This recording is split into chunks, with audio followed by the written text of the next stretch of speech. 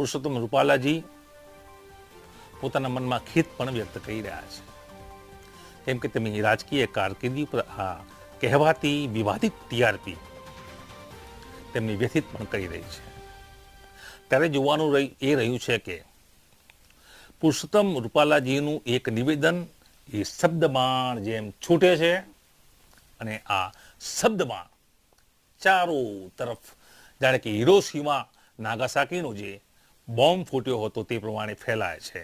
તેની અસરો, તેનું દૂષિત વાતાવરણમાં શ્વાસોશ્વાસમાં જે પ્રકારની પીડા થાય છે તે પ્રકારની પીડા અત્યારે રાજપૂત સમાજ અનુભવી રહ્યો છે.